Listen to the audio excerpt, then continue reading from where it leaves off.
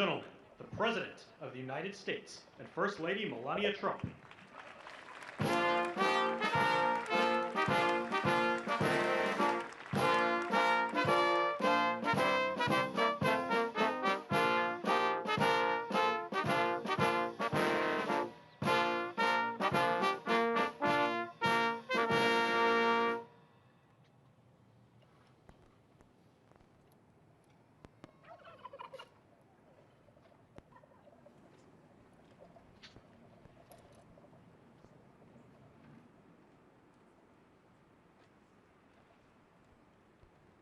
Thank you very much, and I hope you like our new beautiful patio with matching stone to the White House. If this were grass today, you'd be sinking into the mud like they've done for many years, and you would be very unhappy. Please, thank you very much.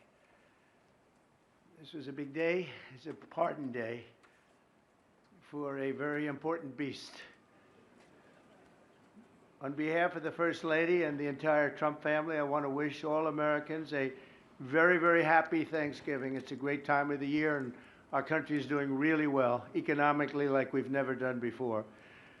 Today, we continue a time-honored American tradition.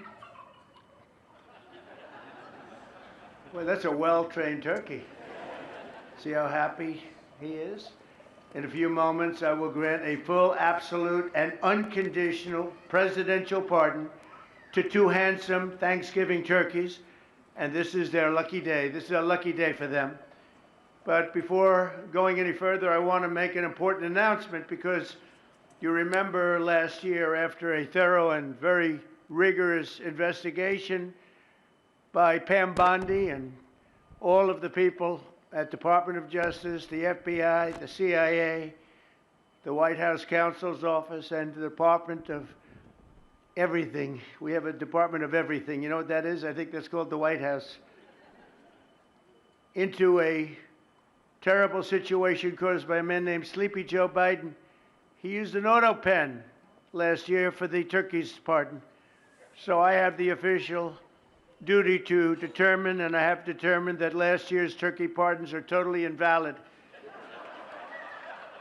as are the pardons of about every other person that was pardoned other than, where's Hunter?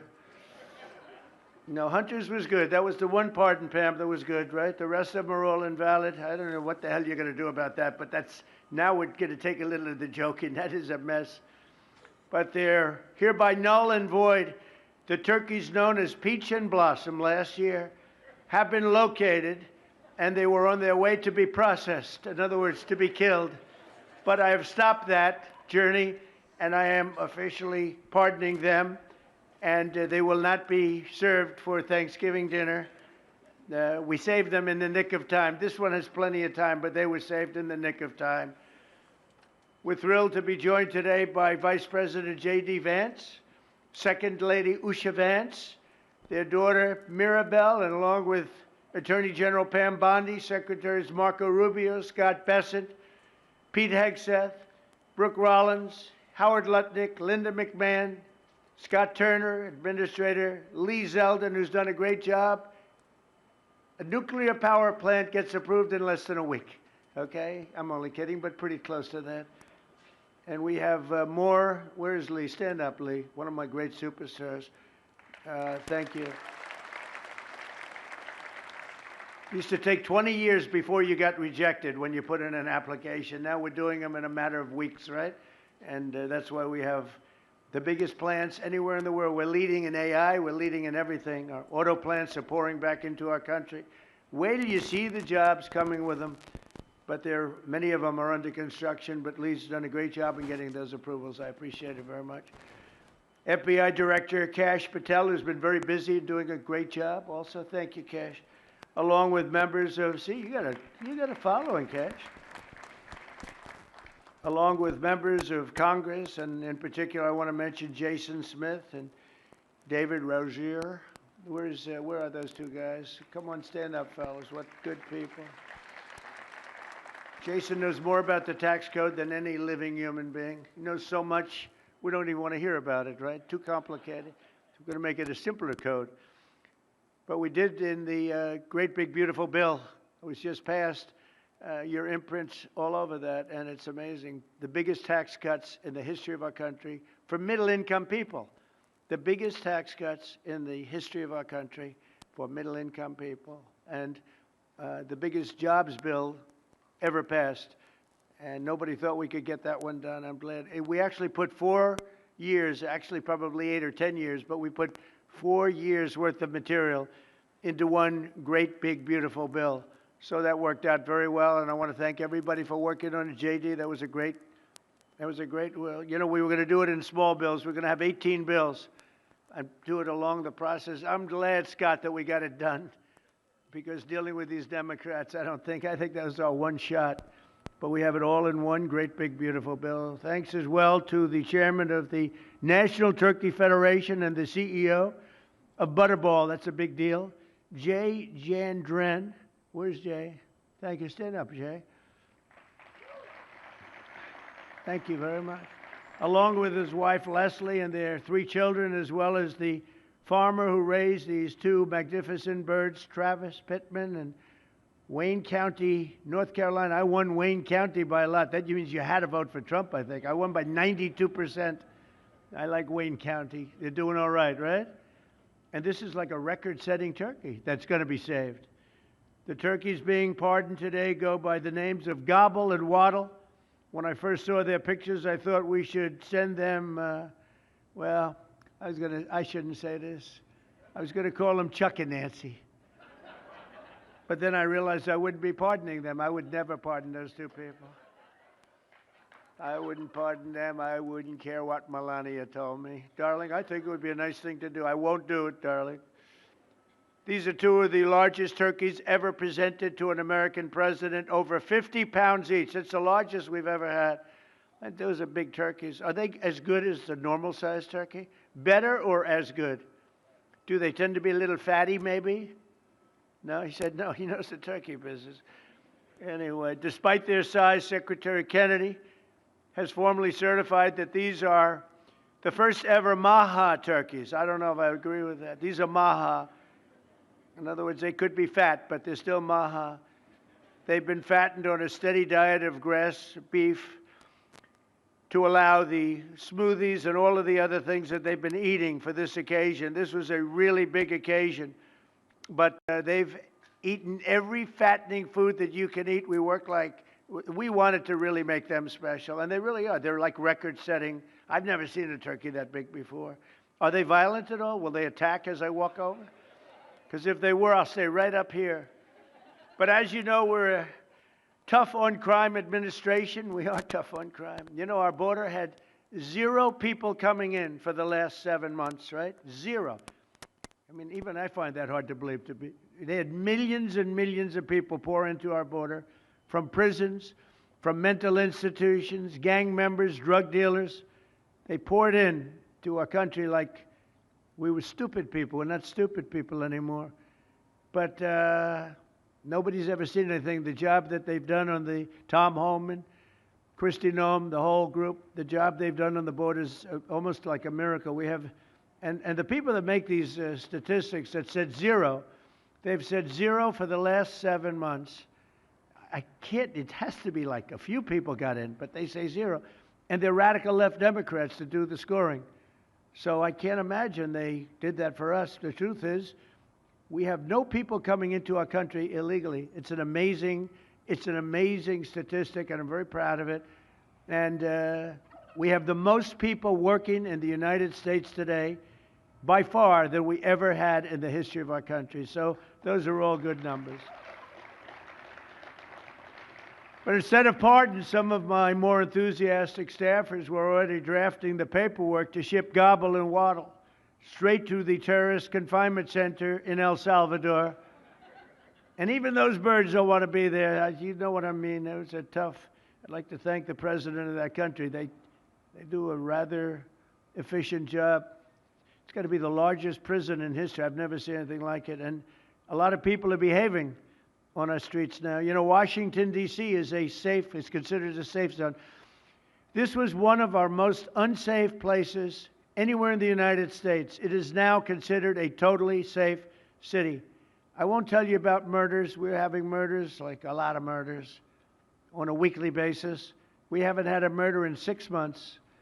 And it doesn't sound good even to say that. We haven't had a murder in 6 months. But when you were averaging one and even sometimes two a week, and you haven't had one in 6 months, you can walk with your family down the middle of any street, go to a restaurant, you won't get in.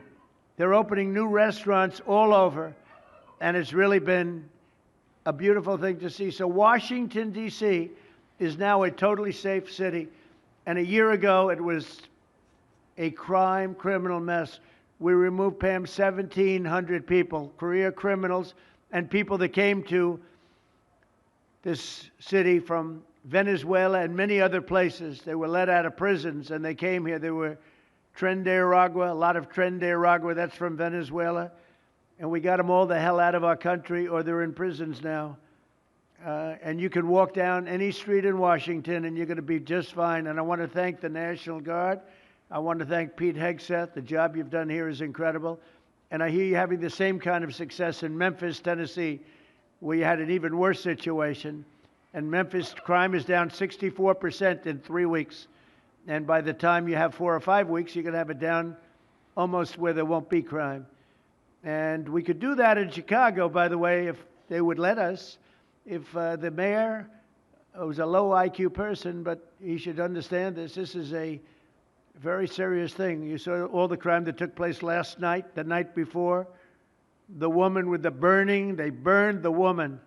To be talking about that now, they burned this beautiful woman riding in a train. A man was arrested 72 times. 72 times, think of that. And they'll let him out again. The liberal judges will let him out again. But we're ready to go. You know, we've been moving toward Chicago. We have a governor that thinks it's wonderful that only like 7 people were killed this week. But we are moving toward doing it, and we're going to, if crime gets, it's horrible what's happening in Chicago. We could make Chicago a safe city in a period of 4 weeks. In a period of 8 weeks, 9 weeks, 10 weeks, it would be totally safe. And the people of Chicago want us to go there. And if you look at the crime that's taken place in Chicago in the last 2 weeks, just take a look. It's on the front page of every newspaper. It's out of control. The mayor is incompetent, and the governor is a big fat slob. He ought to invite us in, say, please make Chicago safe. We're going to lose a great city if we don't do it quickly. Make Chicago. We'll do the same thing as we did in D.C., the same thing as we did everywhere we've gone. It's become almost instantly safe.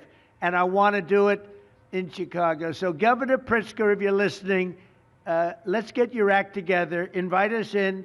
We're going to make your place so safe. You're not going to have these crimes that are making the newspapers and the front page of every newspaper and television story, news story. We'll make Chicago a safe place very quickly. I looked at the various cases, granting mercy, discovering that the terrible trauma that everyone's going through. And I had a little bit of a Pritzker joke. I was going to talk about Pritzker and size, but when I talk about Pritzker, I get angry because he's not letting us do the job. So I'm not going to tell my Pritzker joke. They have a very cute little joke, you know. Some speechwriter wrote some joke about his weight. But I would never want to talk about his weight. I don't talk about people being fat.